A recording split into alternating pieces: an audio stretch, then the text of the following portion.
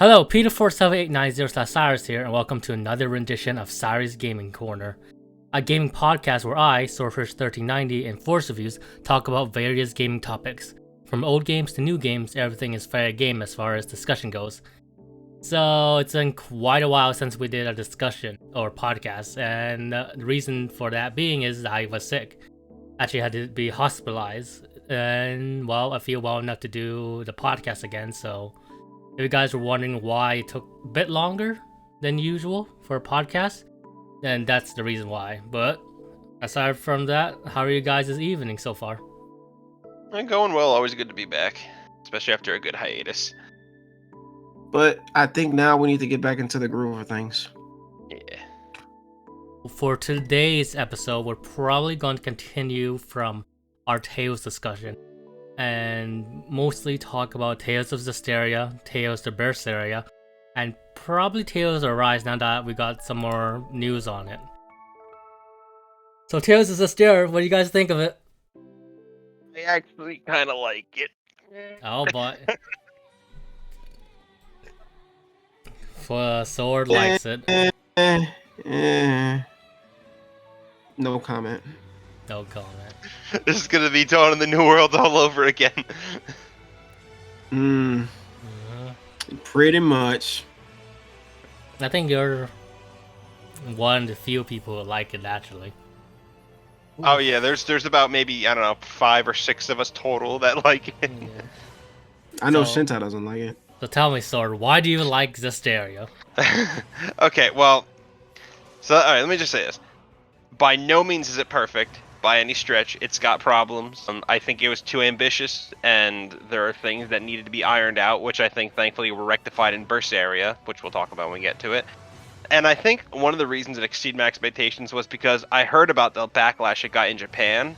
So I went into it with like bottom of the barrel expectations. I'm like, this is gonna suck. I'm just gonna go expect to be disappointed. And then I don't know. So maybe I guess because my expectations were so low, it surpassed them. But honestly, like, you know, despite the many flaws that it has, you know, some bigger than others, I still thought it was enjoyable.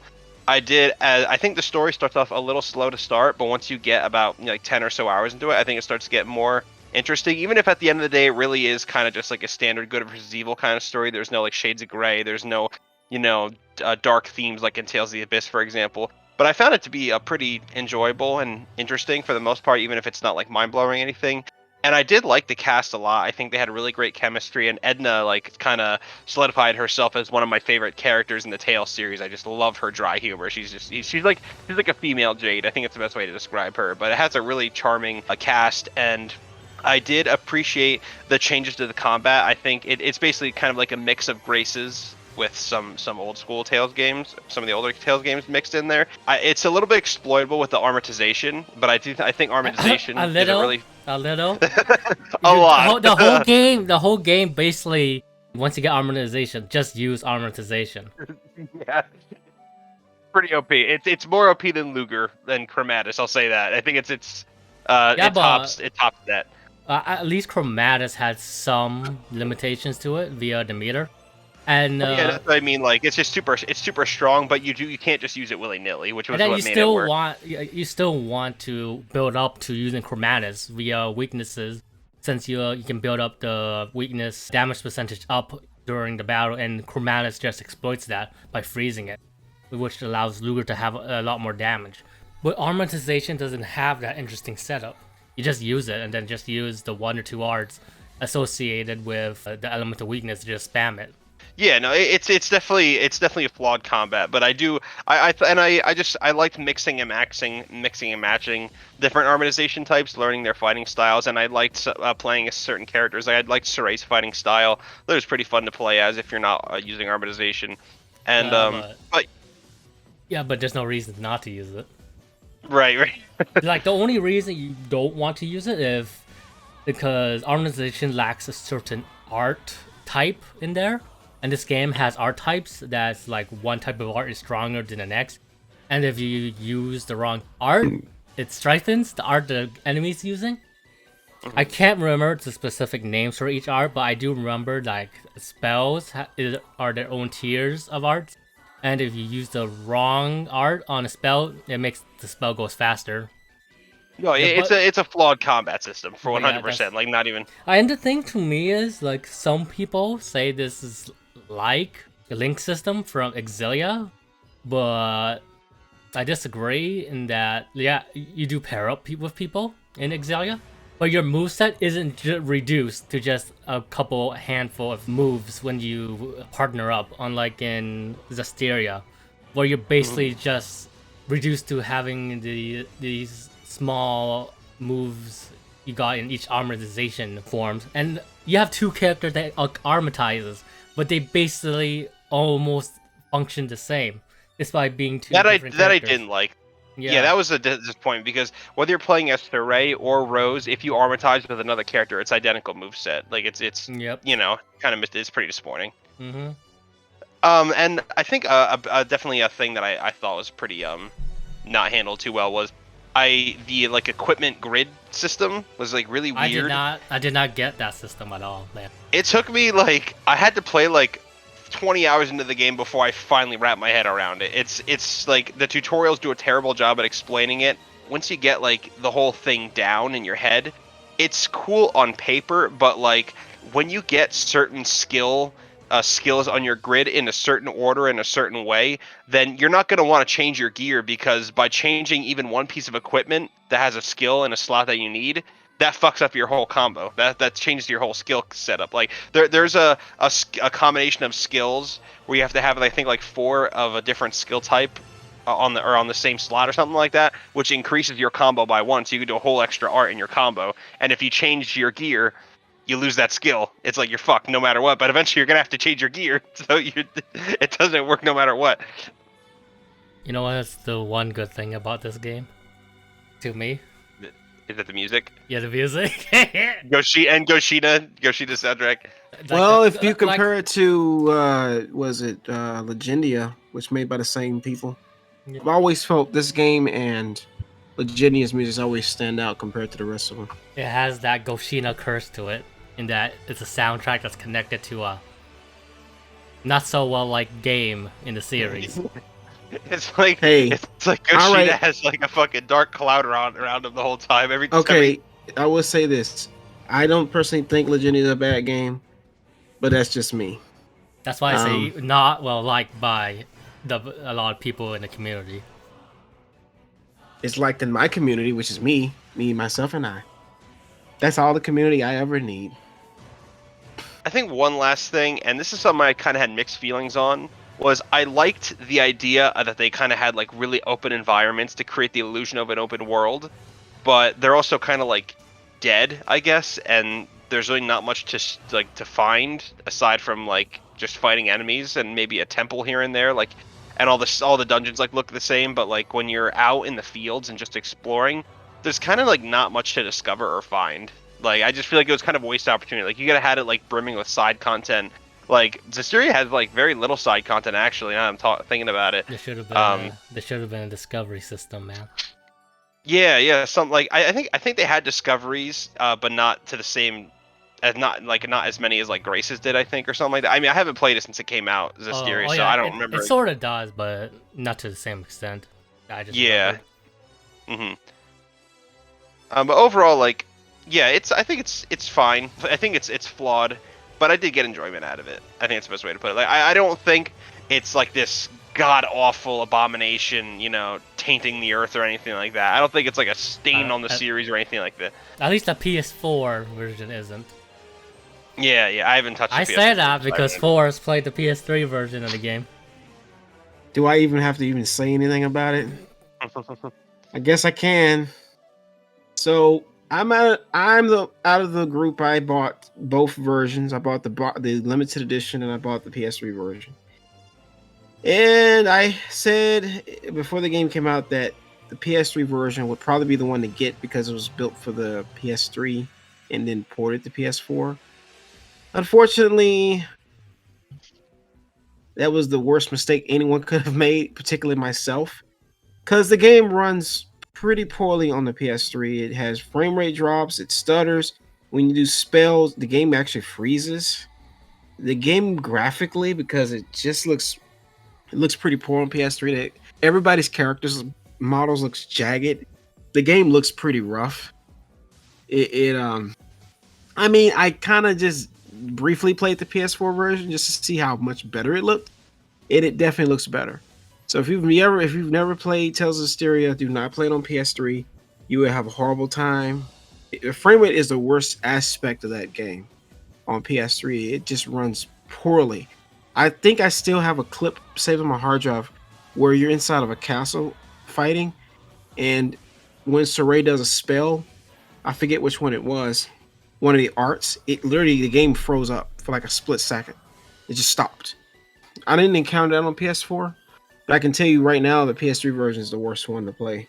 It's not even up for debate. I spent $200 in total for both the limited edition and the PS3 version, because the PS3 version was $50.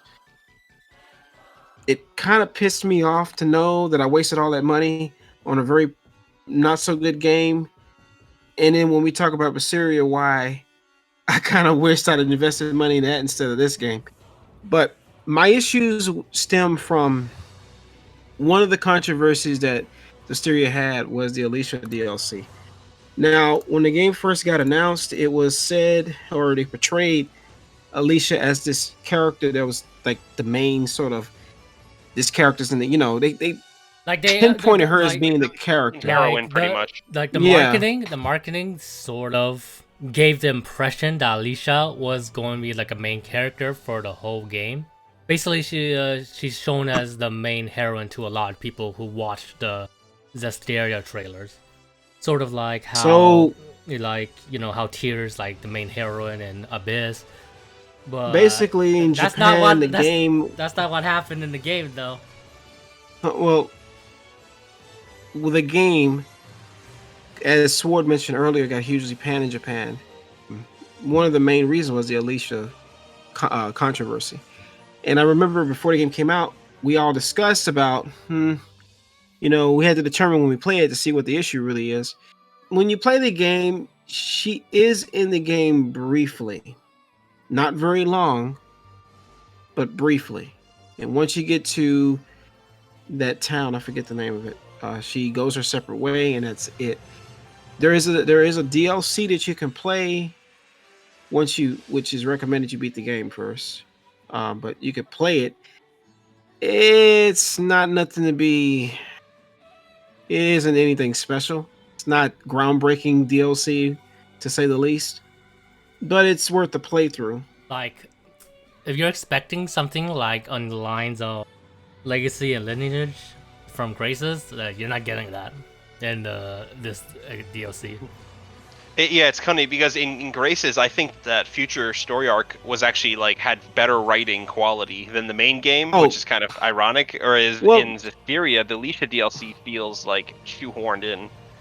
Well, I think they were trying to appease the fans. I think when the controversy came out, I think it was sort of they had to find a way to bridge the gap to give her something. Do you know what's the most disappointing part on all this? Alicia is like the first actual spear user that you could use in the Tales game, I think. At least from a Western release. The other spear user was Jade, but you can't really count him as a traditional spear user because he's... Didn't Judith, though, in Vesperia? Oh yeah, I forgot about her, but... she's more an aerial attacker. Yeah. It was not nice as not like a dragoon kind of style, just like a normal lancer type. I thought that was cool, and I wanted to play as her. Then you don't get to do that since she's not really in the game, and even in the DLC, she's kind of a gimp character since the entire game is really built on amortization. But she can't amortize, so you're better off using Rose for most of the DLC. So here's the other issues that I had with the game. Lackluster environments, cameras getting stuck on walls to the point you can't see what you're doing if you're in small corridors. One of the dungeons is this water temple dungeon, which fucking sucks so much ass. Worst dungeon in the franchise, I'm just gonna say. I hate the Shadow Temple more. Yeah, that's And so I have too. to say, I do feel that in cutscenes when they try to push the story along, I don't think they're all that polished. They seem kind of stiff.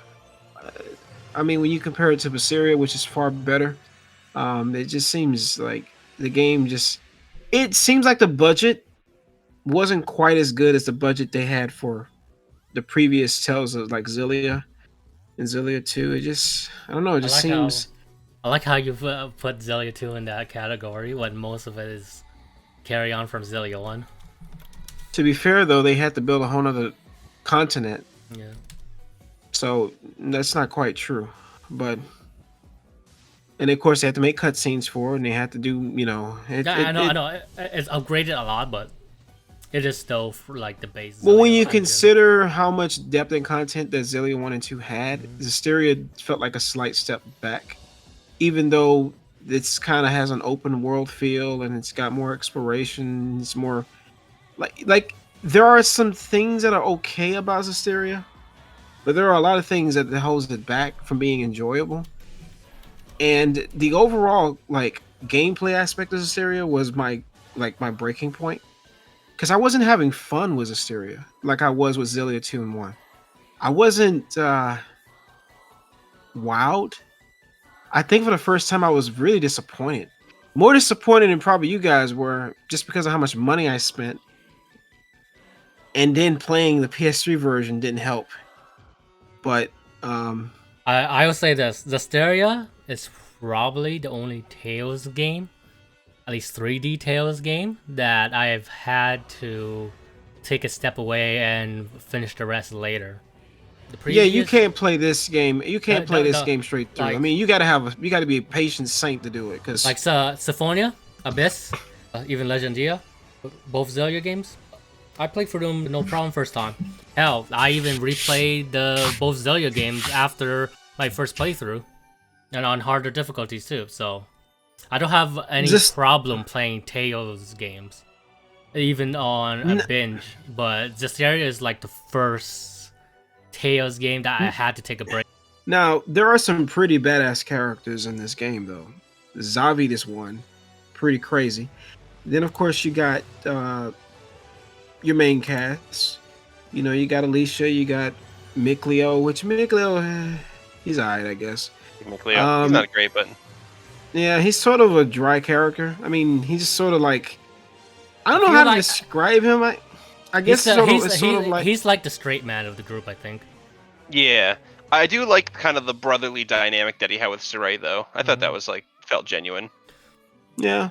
I mean, now there's Edna who's interesting. Best girl. Rose and Lila. So there are some dynamic like characters that bring dynamic aspects to the story in their own way. But Zavi is considered one of like the kind of crazy character. You have a pretty cool boss fight with him. So um there are some interesting like stuff Like, going on in the story that like that dragon fight. And like I said, there are some redeemable aspects to the game at points. But the problem is to get to those aspects, you have to get to some pretty lackluster gameplay, and some of the temples can be kind of and a then pain in the there, ass. And then and then there's like a part in the story where the plot just goes at a standstill, and it goes into like video gamey logic, kind of, in terms of fighting for orbs in order to Yeah, progress. it becomes the like a story. like a MacGuffin kind of side, Yeah. like deviation that was totally unnecessary, like going to the shrines or whatever it was. Like, I think it was a sort of a lame way to introduce the Earth Pulse Hmm. into the overall lore, which is kind of funny because how Berseria does the Earth Pulse is much more interesting. But Hmm. yeah, Berseria I think in general is just much more interesting than Zestiria. I think the antagonist of Zestiria actually had a very cool origin story. Like his backstory was interesting, but his actual character motive was like kind of lame. Like yeah, Heldolf, I thought the Lord of Calamity, he actually had a very very interesting backstory that I thought was pretty creative. but his whole like, shtick of kill everyone to save everyone, blah blah blah blah, just typical RPG bullshit. So, if you can overlook some of the main issues, I think the biggest one will be your camera issues when combat in corridors. I prefer grinding outside of those dungeons because I just couldn't stand the camera. It really just drove me up the wall to even do any proper progression. The story, voice acting, I didn't have an issue with it. I thought it was okay. Music was probably the highlight of the game, and part of the reasons it made me want to keep playing it because the music is just outstanding as Zestiria. Just there's no arguing that. Honestly, it's really not. Even like the Motoi Sakuraba tracks, I think are pretty good. Like that was one of his better efforts also in the series.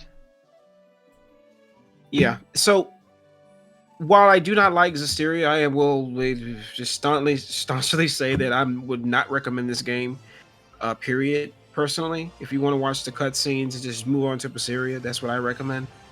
Like I said, I'm just speaking for myself. I know Sword likes the game, and he has a different opinion on it, but I think you need to play the game first and get an initial feeling of whether you like the combat, because that'll determine if you want to play the whole game through. Because if you don't, then you're just gonna be wasting your time. That's all I got to say about Zestiria. Just stay away from the game at all costs, if you can. So, I say, give it a try. As for me, I'm pretty half on the game. There are some parts I like the main characters for the most part. I thought were pretty okay. Yeah, like Sword said, they had really good chemistry with each other, mostly because of Edna, probably. For the most because of Edna, probably. She really does feel like a female Jade to me. Yeah. Her sense of humor is kind of similar. But then you got Saray, who's your kind of like lovable idiot in terms of a la Lloyd, but instead of... It's not that Saray's like, he's not dumb per se, he's just naive to the outside world, because he lived like in that and he's like land or whatever. He's like a ruin freak too. Or like, kind of like Rain. Yeah. And Delia, who's this very punster, shall we say. She's just a punster. And which she also like gives off this sort of mystery air in terms of knowing some stuff but not being able to say it because of her oath. Zavid, one word is to describe him, is wild. And he's there to basically show Saray that can't always do goody stuff. Alicia, you know what happened with Alicia, all that stuff with her pretty much leaving the party pretty abruptly just because she couldn't armortize, and the fact that it was having a negative effect on Saray. Miklo, like we said, was the straight man, and basically, like, despite being Sephirin, he's pretty much like the normal guy of the group almost. And then Rose, who's is very energetic. Yeah, kind of like a hothead, sorta. Yeah. Like.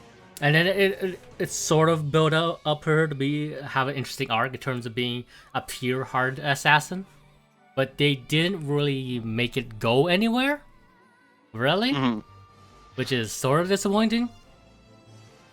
And I think that's the main problem with the overall story about typical good versus evil, purity versus like corruption, kind of. But they don't really give it that much depth to it. It's not like you can still make good versus evil interesting, but that's not what they do in this game. Yeah, it really is just that, like, that black and white. It really is. We're the good guys, they're the bad guys, stop the bad guys. As for the combat system, I already said how the combat system is pretty flawed. Like, I think the combat system without armorization is okay, but then the whole game is built around armorization that you have to use, just because like the enemies are way too beefy if you don't use it, and they can pretty much kill you pretty easily. And I think the arts triangle system is I don't know what to think of it really. It's interesting as a mechanic, but I'm not sure it really works in a combo-centric game like in Tales. Because Tales is all about forming combos with each other. And like, yeah, there are weaknesses system in the other games as well, but you weren't punished for it. Like, you weren't punished for it in that it'll kill you faster you use this specific art against an enemy. Like, Yeah, like in Zestiria and also Berseria, if I feel like if I'm not exploiting weaknesses, I'm only hurting myself at the end. Like I feel even in Berseria isn't as bad as Zestiria. Because in Zestiria, if you use the wrong art against a specific enemy, you're basically just making the enemy stronger. And that's true, yeah. Why in Berseria, the most damaging it can be is like you get really incredibly low damage if you use the wrong type of art. I can't really remember much of the base combat system, but I just remember I did have some sort of fun to it. But then like armorization, the camera issues, it's just very apparent that the camera issues got to do with how the game tried to make the battle and overworld exploration seamless, which it didn't really work. Because the Tales combat system isn't built around, a seamless transition. It's not. It's built around with that combat arena in mind, so it just doesn't work. It clashes horribly. I also think the game is really unbalanced. And like, there's really large difficulty spikes in the game. Was there? I mean, I haven't played it in years, so I'm not. I would say it is pretty interesting how, like, I think Zestiria is the only boss in the series that's an actual DPS check. Is it? Yeah, it is. If you don't kill it in time, he kills you. Talking about the final boss? Yeah, the final boss. Yeah, it is. Oh, yeah. Okay, I know what you're talking about. Yeah. Besides that, I like combat is incredibly flawed. Exploration is okay. The field system is very open, and it does look nice at times, but there's not really much to do in it, like Sword said. As for the tempos, I find them pretty okay. I actually didn't hate the water tempo, just because I realized what to do pretty early on. But it is pretty annoying how you have to check where the eye tiles are in the water temple. But I still find that preferable to the shadow temple and this Symphonia. God damn. Yeah, that one's pretty bad. The music, like I said, really great, but Goshina just have that curse, I guess. And he needs to develop a full game, though. He needs to be in a full game as opposed to just part of the soundtrack. The equipment system, pretty garbage. Just it's no good. I agree. It's like there's a difference between interesting equipment system that has tons of depth to it that adds to the game, and there's some. This is just overcomplicated, just for being overcomplicated, I think. Yeah, it feels like it's complex just for the sake of trying to be complex without actually trying to polish it. Or at the very least, the game doesn't really explain how the system works. It's very poorly explained, that's for sure. Overall, I say Zestiria is a really weak game in the series. I think it pretty much shares that Black Sheep title with Legenia, with how flawed it is. Anything else you want to add to the game before we move on? Yeah, I got one more thing. Actually, before I forget, don't play the game. Don't play the game. Oh wait, one more thing I forgot. So you know how the Tales series has anime to it? Yeah. Like the Symphonia had an anime by Ufotable. 8-episode OVA. Tales of the Abyss has full-fledged anime. I think Fantasia has anime too. I think so. Yeah, but you know what makes Zestiria pretty interesting in regards to the anime? Oh, is it that people said the anime is better than the game? Sort of. Yeah, that's what people say. Firstly, it has an episode totally dedicated to introducing Berseria. Oh, that's right. I forgot about that. Oh, 2 episodes actually. And then another thing is that if you're expecting the anime to follow the game's story, It doesn't in the second half of the anime. Yeah, I did That's hear it wonderful. deviates. Yeah. So now let me ask this question. It hugely deviates. You know what's one part that hugely deviates? What? Alicia can armatize in the anime. You're Dragons They really joking. didn't want to fucking. dragons can be purified. Oh, that's weird. Okay, I got a question. So that anime that came with the limited edition, is that part of the anime too? Oh yeah, that's part of the anime, but that's like different from Zestiria the X anime. So wait, that's different. So it's Yeah. not part of the X anime. No. Part of the game's timeline. Like, for all intents and purposes, Zestiria and Zestiria the X might as well be different continuity. So it basically might as well be Fullmetal Alchemist and Brotherhood. I guess. Yeah, that's what it sounds like. Well, you know what that? Do you know what that tells me? I mean, people like it more than games, so. You know what? I'm gonna be honest. I would much rather watch the anime than play the game. And since you tell me that X does some weird things, like give Alicia armatization and purified dragons, what world did we come from? What dimension did they move to? Because I want to go to that dimension where Alicia has a purpose. I'm kidding. I don't know. The best part of the anime is really the Berseria episodes. Ironically enough. Wait, Zestiria has Berseria episodes? Yeah, they introduced Berseria through the Zestiria the X anime. It's Oh, basically like a Jesus marketing tool to basically, you know. Well, since you segued it into Berseria, I think Zestiria we can call it a day, right, sir? So So I Berseria. Now, I hold on, real Yeah. quick.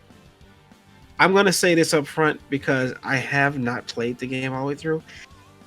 Yes, I could be considered a masochist for only playing the game for 2 hours and have never touched it since. So only I would say is I didn't get the box set. I feel like an idiot not getting it because I thought the game wasn't gonna be as good as Zestiria. Turns out the game is actually really good, and I made a mistake of not buying it. So I'm in the minority from the opposite, where I spent too much money on Zestiria and not enough on this game. I feel like I disappointed myself. However, I will rectify that by ordering the Tales of Arise box set, so I don't feel left out now. But I have nothing much to say about this game, so I may be quiet through this one. Apologies to everybody, but I'll let Peter and Sword have the floor from this point forward. So Well, hopefully, if anything, us talking about it will make you want to jump into it sooner. Well, I was gonna say like no. What the 2 hours I played of it, it's way better. Like that whole like intro where was it her sister, right? Her brother. Yeah, her brother, right? Yeah. Mhm. Where she tries saving him and her arm gets eaten up and turns no. demonic. It gets cut off. Oh, cut off. Oh wait, same thing. But anyway, yeah. I mean, like the intro is very dark. You know what I mean? Like it's like a whole different like the tone of the game is way darker Hey man. than It's like total opposite of Zestiria. 100%. just a bit I played of the game. It seems darker. But anyway, I'll listen to you guys and I may comment later if I need Hey, to. you know what's the one thing I thought of when Velvet yelled Artorias? What? Griffith! the name Berseria is 100% accurate. Okay, but okay, Berseria. I think Berseria is one of the best games in the series. It's like, for me, it's up there with Tales of the Abyss as my favorite. Yeah. It's like a toss-up, really, honestly. Yeah. Some days it's my favorite. Some days Abyss is my favorite. But it's really, really good. Like, I don't think it has the best combat system. People are actually... Some people are mixed on the combat system. I think some really like it. Some just find it okay. I really liked it, but... I would say that playing as Velvet only gets pretty boring with how overpowered she is. And how her Therian arm abilities aren't really that interesting compared to the rest of the cast. Yeah, like her when she goes into Therian mode, all her, like, nothing really changes outside of her, like, finishing attack when she gets out of the mode. Like she basically becomes unkillable at that point. where if her HP does reduce to 0, it just ends Therian mode right there. But then it's basically what you expect a Berserker mode to have. And I'd rather that Berserker mode than the Berserker mode found in like Automata, where I felt it was basically useless in that game. But not in like Velvet. At the end of the day, is like she's the main protagonist, and the main protagonist is really simple to play through. It isn't even till like Grace's Vesperia that other characters outside the main characters were actually fun to play. But I guess like compared, Velvet just really simple to play as, and that really makes it kind of boring, I guess. Like yeah, it is a good point because like when I look at like for example Symphonia, no one outside of Lloyd's fun to play as, not even a little bit. Like if you compare Velvet to the rest of the cast, I think they're more interesting to play as. Albeit I haven't played as Laphicet or Eleanor, but I do think they are pretty fun characters just from cursory review. Like compare her to Aizen, who was really fun to use in terms of being a brawler / caster, and how his abilities allow him to like just basically extend a combo and traverse through the map with his like dragon draconic powers. And then Magalu, who's basically a must-have when you're fighting spellcasters, just because she can absorb their charges and then massive attacks of her own. Rokuro is a really fun character to play as because he has a parry, and then it actually rewards you in terms of how you actually have a mystic art that's based on the amount of times you successfully parry. But you get it at the end, but it's really cool to pull off and really satisfying. And like just Aizen alone, Aizen is a brawler / spellcaster where you're intermixing the two in order to fully maximize them, which makes them really interesting. Same thing with Magalu, but you also have the added fun of paying attention when the enemy is casting, just so you can nuke them when you absorb their charges. And Rokuro, he's a parry master, man. He's fun as hell, and he's really fast to play, being a twin knives user. But yeah, like every character in Berseria, like I think are pretty fun to play as. The only exception might be Velvet, just because she's incredibly simple character to use. Yeah, not a very complex moveset. And I think some people also don't like the soul system, in terms like the soul system, basically the MP system, where you steal souls from other characters or from enemies, and you have to manage your souls accordingly and pay attention to what enemies, how many souls they have. Again, they require just risk and reward system to it, where the more souls you have, the more easier you'll get stunned and status effects. But the same applies to an enemy, where you can target them and steal their souls. And then the more souls you got, the more combos you can do. And some people don't like that. It might feel complicated, I guess, but I really like it. I like the risk and reward system and managing my souls properly, and how you need to have this balance of expending souls and stealing souls, because expending souls not only let you use the character's abilities, but also extends your combos, and I think that's really fun. It's a really fun mechanic to me. Yeah, it's a two-way street, so it's not like it's, the system's totally against you. I will say, like, the main thing that sucks in terms of the enemies you fight in the game is the Scorpion, just because it has 0 souls. So once you're out of souls, you're screwed. But yeah, like I think the combat system is really fun to me. At least I had a lot of fun playing it. I enjoyed it. Like I said, I definitely don't think as good as like Grace's or Zilia 2, but but it's still one of the better ones. It is also interesting how they use the archery in this game, because the archery is totally customizable. But then another like negative to the combat system is probably the weakness system. Yeah, because I mean, you made a good point about Zestiria, but like I still think Berseria punishes you a little too harshly for not, hitting in the same element as an enemy. Like it's still, I don't think an action RPG should be that heavily reliant on exploiting elemental weaknesses and punishing you for it. At least there's not too many elemental like enemies are strong against. It's not like your entire moveset is reduced to just using 2 or 3 moves. like in Zestiria. Like you're heavily incented to hit enemy weaknesses, but I think you can still do moves that enemies are neutral to still. Mm-hmm. I guess they brought back the weapons system from like Vesperia, where you get skills from gear. Like Yeah, instead of they just made it nice and simple, nothing, no Zestiria bullshit. like the problem with the equipment system is like the buttons of equipment you get is just maddening sometimes. In terms of you have like hundreds of pieces of gear in your inventory. I would rather it just be like how Zelia, Symphonia, Vesperia was, honestly. Because like you have like identical pieces of gear that have different skills on them, so you got like duplicates like just cluttering your inventory. It's really annoying. Yeah. But the story and characters, I think their game's incredibly strong in this. I think it's like one of the best written games in the whole series, like by far. Yeah.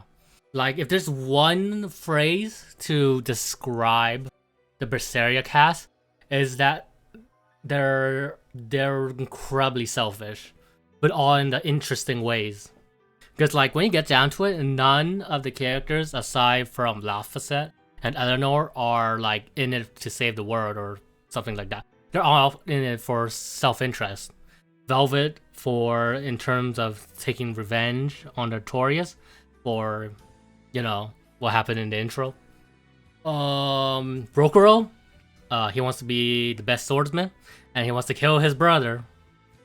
And that's basically that's not basically it. There is some interesting depth to why he wants to do it, but you get what his shtick is.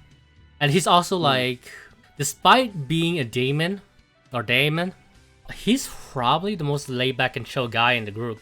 It is kind of ironic that the guy, he has like a literal demon eye that his hair covers, and yeah, he's kind of like the jokester, and he's not like comic relief per se, but he is the one that's kind of like the first to crack a joke in a situation. Mm-hmm. And then you got Aizen, who's probably the coolest character in the series. He's like the Orin of the series. Yeah. And then, unlike Orin, I like how Aizen also has a sense of humor too. Yeah. Mm-hmm. And then like even some of the skits, like with him and Rokuro, like debating on bugs and stuff, like showed a little kind of human side to him. Yeah.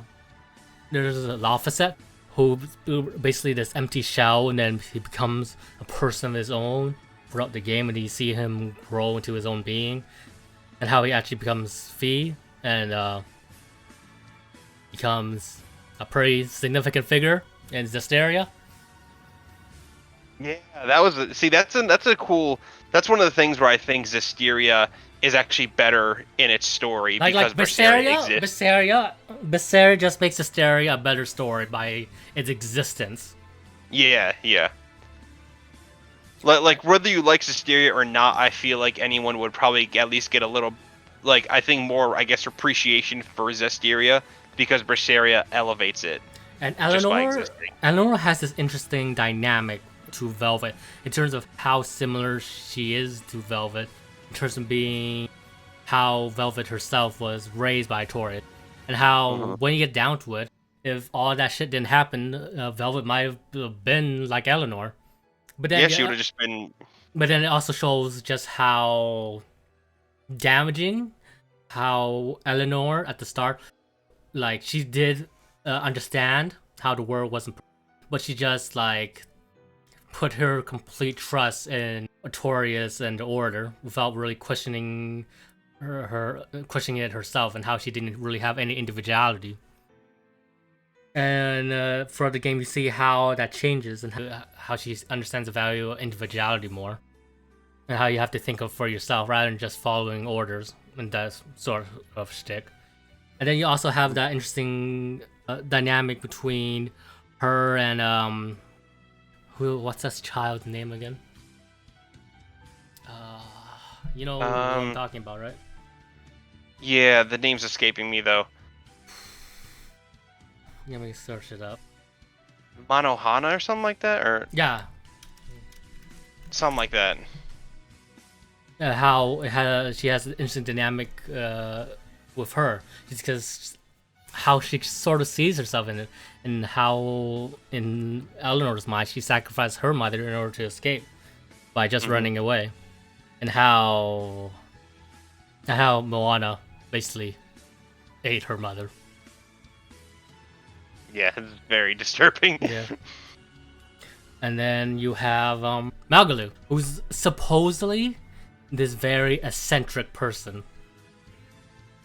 At least she's tried to portray herself that way, but then you see how she's sort of dead inside, kind of, and how she's following the group just because she's interested in how they have something that she doesn't, and how she wants to see where it ends up, basically. That's a very abridged version of it, but I think you get what I mean. But she's a lot of fun and really interesting to follow through, especially in the ending parts of the game in the Earth Pulse. And then let's talk about Torius, because he's much more interesting than Kitty Face. Than Heldolf. Than Heldolf. Torius is just such an interesting twist, and that the game clearly frames it to him to be this like dastardly character at the start. But then in the end you see how he's basically a lost soul who just lost hope in humanity just because of all the shit that has happened in Velvet's village previously before the whole intro. And how he does want to save the world from the daemons, but the only way he sees how is from killing emotions. But even though that route is incredibly wrong to have to take, especially since it's alluded how without emotions people would probably just kill themselves sooner or later. Actually, what's interesting is that him and what do they call them? I think they're called the Abbey, like the people that are working under him. Yeah. Like they show scenes and it makes them feel like kind of like they're the good guys in a way, even if they're not. They're not maybe not perfect. The entire game is framing like you're playing as the bad guy, kind of, while Torius and the others are the good guys. At least like they have like nice moments with each other, but to like as if it's from the eyes of the protagonists in a way. It's like it's really interesting because it just shows them that they're just good people trying to do good things, and then here you are screwing everything up for them, and they're just retaliating. Like I said, the cast of Berseria is selfishly human in all the best ways, and that's why I like them. How they each have their own individuality and how they each have their own reasons for being in the group. Each of them feel like they have a purpose in the game.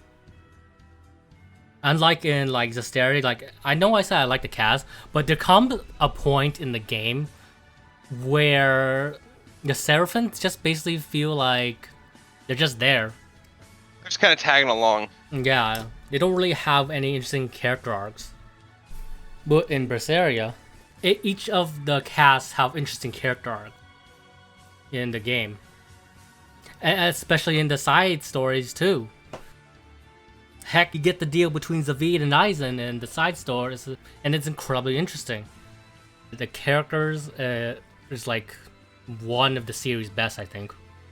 Yeah, it's definitely one of the best written casts. Like they feel human, like they feel like actual people.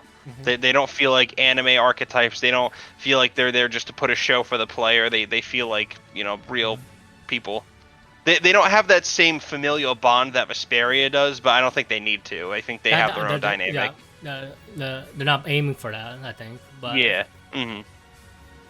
They do have great chemistry with each other, but I do like how each of them have their own agenda, so to say. And even if they're mostly selfish, they're not like necessarily like terrible people or anything. They're not Saturday morning cartoon villains, is what we're trying to say. Yeah, exactly. Because that's what Tales almost always does in all the other games. Like, even though the characters they are trying to fight against are the villains, that even they're typically human too. When we talked about Abyss in one of our earlier episodes, we were saying how like the God Generals feel like they're actual people just fighting for their own cause, kind of like that. Speaking of God Generals, I think this game tried to replicate that sort of dynamic too. How the main heads of the Abbey have ties to each character. Like Velvet, Eleanor, and Lofisa is tied to Torius. You're probably wondering how Lofisa is tied to Torius, but I won't spoil that since it's a really incredibly interesting twist. Rokuro is tied to the Abbey just because Shigure is there, and Shigure is his brother. And Shigure is a incredibly fun antagonist too. Then you have Maglu, who connected to Melvin. Melchior Maven, yeah. Melchior, yeah. Melchior. Like, I think the weakest antagonist is probably Melchior. But even then, I think he does work in the story. I think he has a good presence though. Like he always felt intimidating, but he felt kind of like thin in characterization. And then Aizen's connected to Melchior too, just because he has control of this demon-looking thing. Oh, that's right. Yeah. And then you have Oscar and I think Teresa. That's connected to Velvet. Oscar just because he was there at the jail where Velvet was. And then Teresa is really interested in Velvet just because of what she did to Oscar when she was trying to make her escape. But yeah, I think they did try to replicate the God General dynamic in terms of the main antagonists of this game. And I think for the most part it works really well. Like, I know I say like Melchior is probably the weakest, but he has some really interesting dynamics between Maglu. And that fleshed out her character too when that connection started to come to light. Yeah. But like I said, I think like this game has the strongest characters. I think the plot is pretty good too. But the plot's pretty much tied to the characters, so yeah. Yeah, it feels like it's both character driven and plot driven. Like it feels like it places an equal emphasis on both an overarching story and the growth of the characters too. Like it doesn't sacrifice one or the other. And I think that works great too. And I think like overall themes are pretty good in this game too. It's not like people says it's mostly just about emotion versus reason, but I don't think that's all the themes is trying to say. Just because the game shows you what too much order can cause in terms of everybody losing their emotions. And but you also see how just being tied to your emotions is a bad thing too, just because how Velvet was in the Earth Pulse. Which wasn't really good, you know? And really, I think what the main story is trying to say is you need to have a good understanding of yourself and how you can't just be blind to one type of thing or emotion. And how through having a good understanding so you can become a better person, and how you can even have a second chance at life if you understand yourself and aim to be a better person. Yeah, it's not so simple as emotion versus reason. There's more underlying depth to it. Anything you want to add, Sword? I think I pretty much covered it. I mean, between the story is so gripping all the way through. It grabs you right from the get go, and I think the only slow part is kind of like the second act, where you have to like search for the Therians. That part was kind of, I guess, but even that wasn't like that bad. Like even. Yeah, but even that part has some interesting parts in terms of the Therians themselves. And how they become Therians. Like some aren't really interesting. Just like some Therians are just animals, like the bugs, like the bug. But even I think a good amount of them are interesting and how they represent particular emotion and why they turn to Therians or why they become suited to become Therians. Like even the dog is kind of interesting in terms of what type of emotions they represent and how they're tied to Velvet just because of how their owner was Velvet's best friend of whom she killed because she turned to Damon at that point in the intro, and then Velvet killed everybody who got turned and without knowing. And I think Velvet is an incredibly interesting character too, in terms of being this like sweet girl at the start and then becoming this vengeful type of person. But I think that vengeful side is what she's trying to portray and convince herself as well, because like there are parts of the game where she's just constantly talking about revenge, but then you sort of see that how she's a nice person trying to become a vengeful person in order to satisfy this urge to exact vengeance on Notorious just for what he has done. Yeah, I go back and forth on her being either her or Luke as my favorite in the series, protagonist-wise. I really can't even pick one. And then you see how she balanced between being a cold person to being a nice person, and how she tries to phrase her actions in a way that would make her contemptible to others, but how it actually helps people in the end. The goal, then you see her develop through the Earth Pulse point, where she sees herself as a monster, but then Lofset snaps her out with it, how, yes, she does has her really angry and cold side to her, but that's not all she is. And how Velvet is more than just a vengeful person, and how she has complexities to her, and how she does deserve to have a place in this world. And that's a really, really powerful scene in the Earth Pulse in general. And the Earth Pulse is just one of the best written scenes in the entire series, really. Yeah, honestly, really, I mean, even though I personally enjoyed Zestiria, a lot of people didn't, and it really seemed like Berseria reinvigorated their faith in the series. Yeah. Is there anything else to talk about Berseria? Think so. Oh wait. I mean, both Zestiria and Berseria use the same graphical engine as the Zestiria games. That's a pretty downer point. I actually think the outdoor environments in Berseria were a little bit worse than Zestiria. Yeah. I think they were a little more bland. But besides that, I don't really have much more to say about Berseria personally. Overall, it's like one of my favorite games in the series. Yeah, that's just me. And Sword. Forrest can't really say much about it since he hasn't played the game. I guess 2 hours. That's all I got. 2 hours. I guess the last point in this podcast to cover is Tales of Arise. What do you guys thought of it? Just from the trailers and stuff. I think, well, first of all, thank God it. Oh, you know what? Let Forrest take this because he hasn't talked in a while. Yeah. I thought it looked absolutely great. I thought the environments looked wonderful. I think the overall aesthetic of the game is definitely a huge upgrade. And the fact that it looks like they kind of pushed the date back kind of serves both as a showcase that they're really trying to put effort into this game, and also because of COVID and this whole lockdown sort of pushed the date back. I kind of feel like if that didn't happen, the game probably would have came out last year. But I'm pretty psyched for it now. I will have one complaint though. I think the box is kind of expensive. It's like what, like $200, right?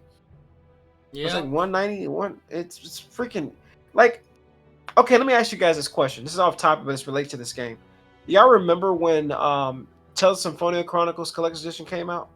And that one was $100. No, it was $99, if I'm not mistaken. And that came with a 4-disc soundtrack and all that stuff, right? And then Zestiria 1 came out and had that really huge statue. Yeah, the Zestiria 2 had the Melia statue. Yeah. And it had the Lugger Crescent statue in Zestiria 2. Those were cheaper than this box set. And then you have a pocket watch from Zestiria 2 as well. Yeah, but those were cheaper than this box. They were like $129, if I'm not mistaken. Now this is almost $200. Hey man. Yeah, like, but the thing is, that statue is pretty baller, man. Now that's the thing. It is pretty badass, but I want to see the quality of it when I get it. You know what I mean? But it's a lot of money to ask for something that I hope it lives up to the money I spent on it. I'm hoping that from what I've seen in the gameplay department, it looks stunning. I mean, it looks really good. It really, really does. I cannot wait to play it. Now, here's the question. Should I play Berseria if I play this? Because I feel like if this game is better than Berseria, will it... You know, I mean, like, because you guys said the game's good, and I'll be jumping Berseria and going to this game. So I probably should play Berseria then. You only have like 3 months, 2 or 3 months to play for Berseria. Yeah, you're probably right. I probably should start this game soon, like another week or two. Okay, okay. I guess I'll play Judgment and play this game. Okay. But I mean, overall, I'm excited for it. I'm very excited for it. Yo, All right, Sword, go for it, man. What do you this think? like the cast, just from looks, visual design alone, it looks like the best Tales cast ever, just based on the visual design. It's not, yeah, I mean, graphically in general, it looks fantastic, and the art direction is really good. And I mean, thank God it's not the fucking Zillia engine again, for one. Yeah, Unreal Engine. It looks gorgeous, honestly. Yeah. And we got some more ufotable greatness. Yeah, combat system looks really rad, just from the trailers itself, and all the demo gameplay that some people got. I haven't really seen analyzed much of it, but it just looks really cool. Yeah, like yeah, it's don't have too much to go off still based on just trailers, really, but it looks hella promising. But hey, I think like at least like the main character weapon choice looks really interesting. Alfin uses the traditional sword, though he has two swords, which is sort of interesting. Rinwell, who looks like to be your typical mage, but looks like a really cool mage, just from the sort of spells you see. And then she's carrying the mascot character, which is Huto. Oh yeah, we forgot to talk about Bienfu. Oh yeah, that's right. I guess we should talk about him real quick. What you thought of him as a mascot character? Better or worse than the other mascot character? Yeah. I like how they sort of subvert the traitor archetype that the series is pretty much known for. Mm-hmm. Yeah, because when you play a Tales game, after you play at least a few of them, you're bound to expect the traitor in your party to emerge at some point. But yeah, they sort of subvert that in terms of how he is the traitor, but not really. Mm-hmm. Like he's pretty much forced to become a traitor because of what Melchior does. Mm-hmm. But I think that's pretty interesting. Like as a character himself, he's pretty okay. He probably is the weakest character in Berseria. Their character level is really, really damn high to begin with, okay? Bienfu being added just lowers that badass level a bit only. Mm-hmm. Getting back to what I said. Mm-hmm. Law looks like your typical fist user. You punch stuff and use martial arts. And he looks really cool. But then you got Shion, Kasara, and Dohalim, who looks rad as hell. Shion uses a rifle, which we didn't really see a Tails character use before, unless you count Pascal, who uses sort of like a rifle staff. But then she's mostly caster, so I guess Shion casts spells too.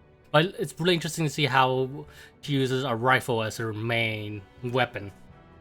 The Kasara, she uses a big ass shield and a mace, which we haven't really seen in a Tails game before, I think. Correct me if I'm wrong. And Dohalim is a bow staff user, which looks really cool. And looks really rad too.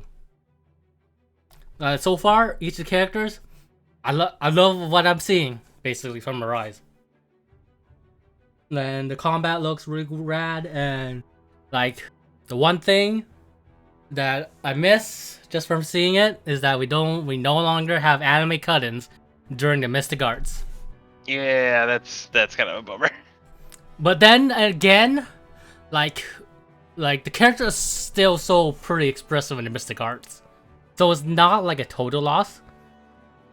Yeah, it kind of bounces out. Yeah, there's still a ton of personality you can see in the Mystic Arts still. But it's just it's just a little staple that's kind of like a kind of a bummer. Mm-hmm. The story looks interesting, I think. It's basically based on what I've seen from the trailers and what we've heard, it sounds like it'll be good. Yeah, looks like a story of fighting a revolution story, kind of, sort of. Mm-hmm.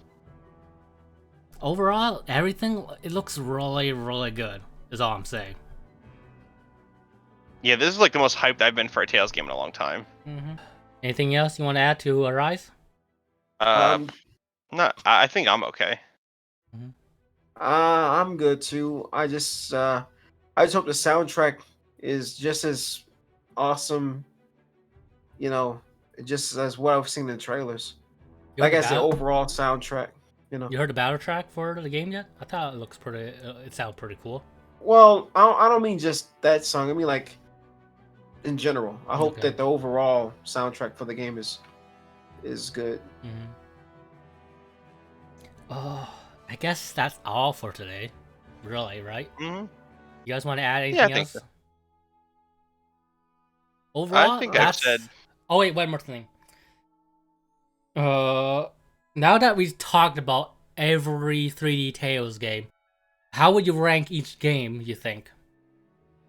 Ooh, I have to play around with the orders a little bit. Okay. Like for me Well, it personally, would be. you know, Yeah, you go ahead so I can. for me personally, it's a tie between Abyss and Berseria. And then Graces, Vesperia, Symphonia, Legendia, and then Symphonia 2, and hell, I guess I add mythology at the ending. What about the Zillias? Oh yeah, I forgot Vasilias. Vasilia's probably above Vesperia and Graces. Oh, okay. How would you rank the Zillias though? Like, would you say 2 better than 1, better than 2, or about the same? I'd probably say Zelia 2 above 1. Hmm. As for me, I'm probably gonna say my top 2 are the same. Abyss and Berseria are about tied. I probably have a little bit of a softer spot for Abyss because that has the nostalgia factor for me. It was my first Tales game, so it has maybe a little brownie points there. But overall, about the same. Second to that would probably be Zillia 2, and then 1 slightly beneath that. Then Vesperia, then Symphonia, then Graces, Zestiria, Dawn of the New Worlds, and Zestiria, and then Legendia. Oh yeah, I forgot about Zestiria. I Probably the bottom. Put that above Symphonia 2? Hmm. But yeah. I think I got all of them. I don't think I missed any. How What about you, Forrest? Oh wait, Legend. Oh wait, did I say Legendia? Yeah, I don't think you put that in. No, I think you said it was towards the bottom. I don't remember what your placement specifically was, Okay. though. Let me just recap for myself. Abyss, Berseria, both first place to me, and interchangeable. Zelia 2, Zelia 1, Graces, Vesperia, Symphonia, Legendia, Zestiria, Symphonia 2, and then Mythology.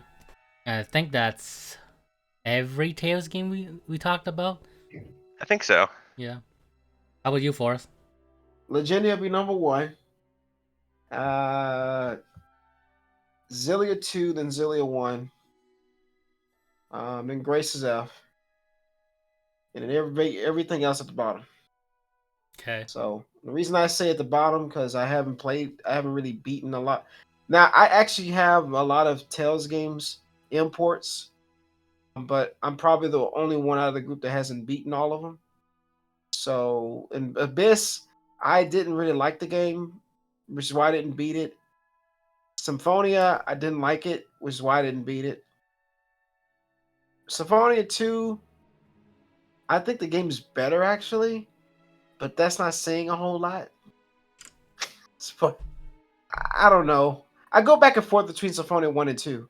There are days I think Symphonia 1 is better than 2, then there are days I think Symphonia 2 is better than 1. It just depends.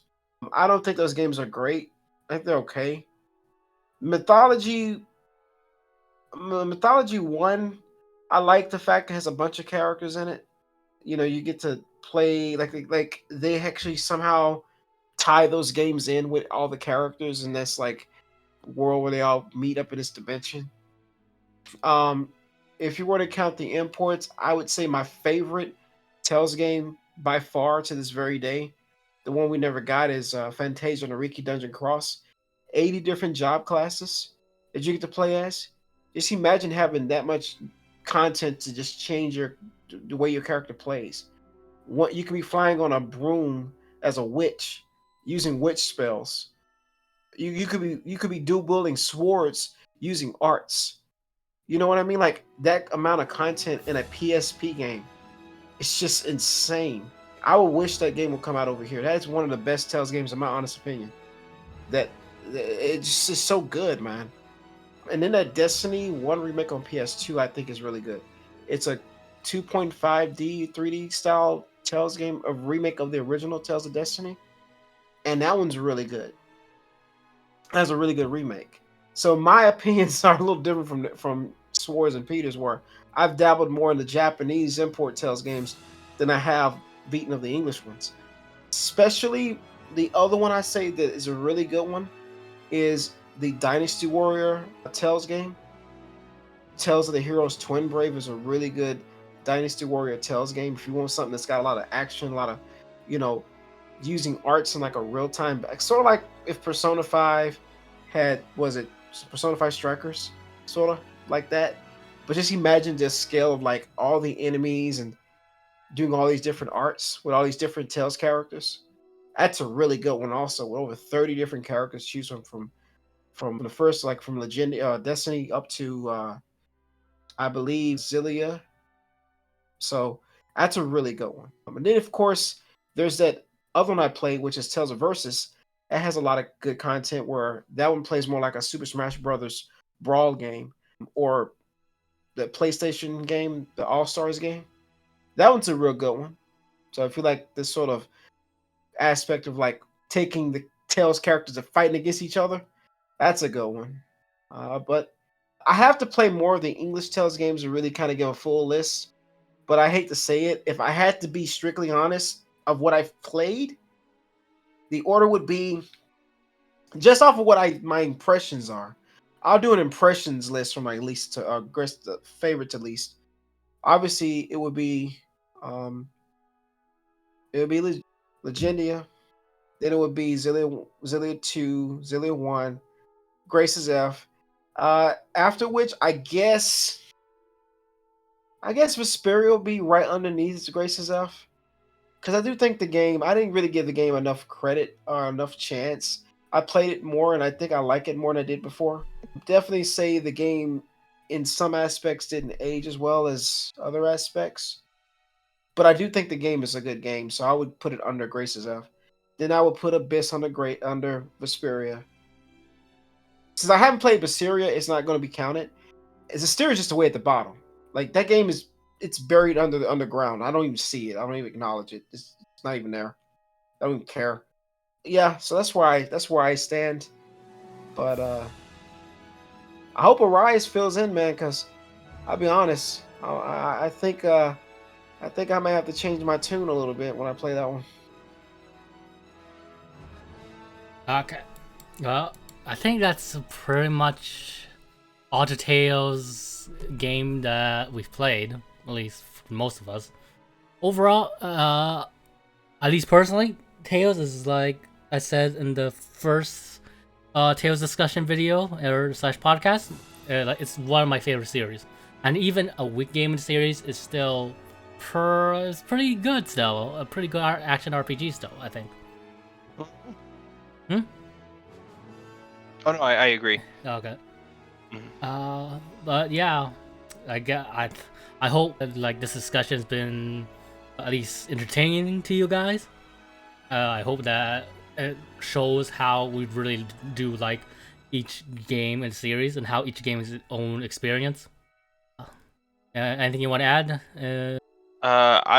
I think we could leave it at that. I think it's a great series, one of my favorite series, and I mean, with all the different releases there are now, there's no reason not to jump into it now. It's perfect time, honestly, especially with the Rise on the horizon. Mm-hmm. Well, I'll be frank. I'm not the hugest fan of the Tales games, but they're definitely not bad games at all. They're a lot of fun. There's a lot of gameplay to be had out of them. They the stories are dynamic in each in their own way. Uh, every game has an aspect of some sort of certain thing that makes them unique. Like, You know, I think Grace's.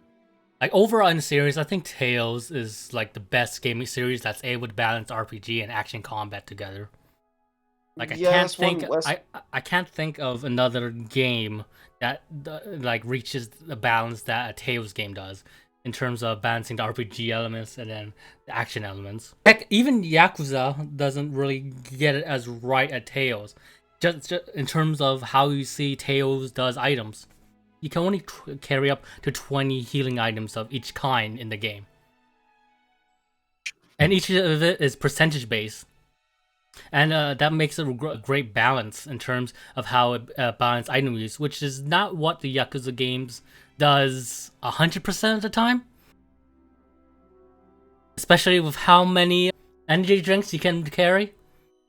I love the Yakuza games, but even I can see that like how they balance items isn't really well balanced. And like Tales is like one of the rare games I see that's able to balance like, the RPG elements, like item use and character progression, to the action combat system, and actually having a pretty interesting action combat system in each game, for the most part. But yeah, that's one. That's one aspect to look at it. But above all else, I think this is one of the reasons why we have these discussions, because uh, we're not always going to agree on everything.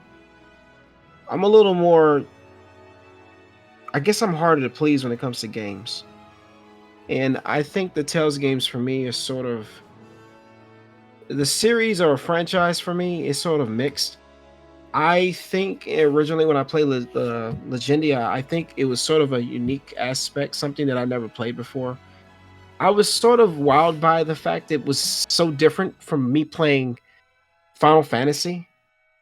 And I think as time went on, I've played other JRPGs and I found some that are more dynamic. The Persona series is just to me a better series compared to the Tales games. I hate to say, um, I just find those games a lot more interesting. But I don't think the Tales games are bad. I think for myself, it just comes down to a preference of what you like.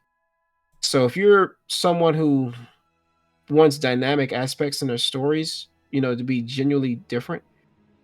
So, but I mean, it's each their own, I guess. well, I think that's all for today's podcast. Hope you guys enjoyed it, and this is Peter for 790 signing off. Take care, everyone. You want to say bye for us? I'm good. Okay, bye.